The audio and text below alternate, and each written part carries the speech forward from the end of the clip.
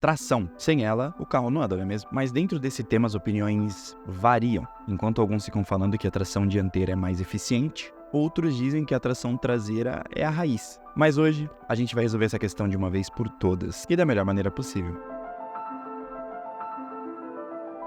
Desde o início da produção automotiva em larga escala, as montadoras optaram por carros com tração traseira porque na época era mais simples de construir. Mas em 1959, tudo mudou com o lançamento do Austin Mini. O Mini apresentou um layout de motor transversal, com caixa de câmbio e diferencial integrados, permitindo um assoalho plano e mais espaço na cabine. Embora o conceito não fosse novo, o Mini acabou popularizando essa configuração. Com as crises de petróleo a partir dos anos 50, a demanda por carro pequeno e econômico disparou, tornando esse layout ainda mais atraente para os fabricantes. Hoje, por exemplo, no Brasil, 80% dos carros em circulação utilizam a tração dianteira, seguidos pelos carros com tração nas 4 rodas, que representam 15%, e os carros de tração traseira com apenas 5% do mercado. Isso se deve ao fato dos carros de tração dianteira serem mais baratos de produzir e mais econômicos, tornando eles os favoritos para o dia a dia. Por outro lado, os carros de tração traseira são mais caros de produzir devido à quantidade de peças necessárias. O peso adicional interfere no consumo de combustível, tornando eles menos vantajosos para o uso diário, mas só para o uso diário.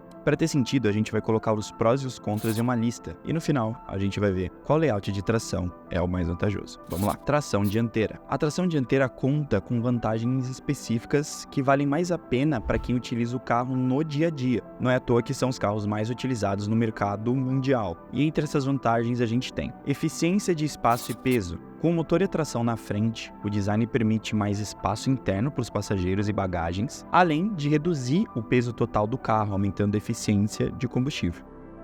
Custo baixo. Esses carros são mais baratos de fabricar devido à simplicidade do design, não necessitando de um eixo de transmissão longo, por exemplo. Melhor aderência em condições adversas. Em situações de chuva, neve e lama, a maior parte do peso sobre as rodas dianteiras melhora a tração, facilitando a dirigibilidade do carro.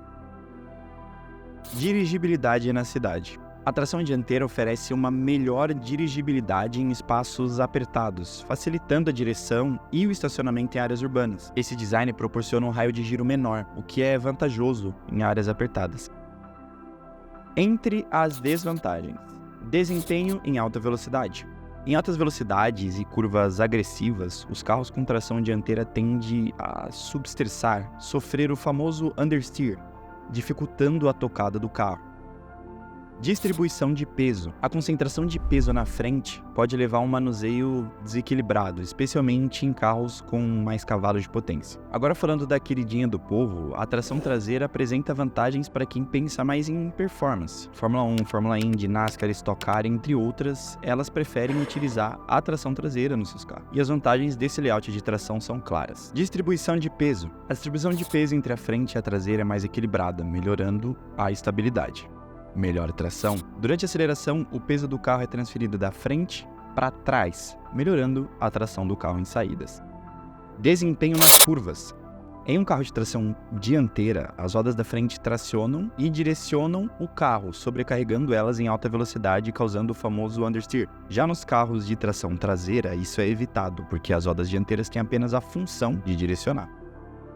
Durabilidade. A construção tende a ser mais robusta, com componentes de suspensão e transmissão mais fortes, adequados para suportar maiores forças e estresse. Custo de produção, já que geralmente são mais caros de fabricar e manter devido à necessidade de um eixo de transmissão e componentes adicionais. Complexidade de manutenção. A manutenção pode ser um pouco mais complicada e mais cara devido ao design mais complexo do sistema de transmissão e suspensão. Falando em preços, a comparação no Brasil é discrepante. Para você ter uma noção, a diferença entre os preços entre o carro mais barato 0 km do mercado, que utiliza tração dianteira, para o que utiliza tração traseira, passa dos R$150 mil.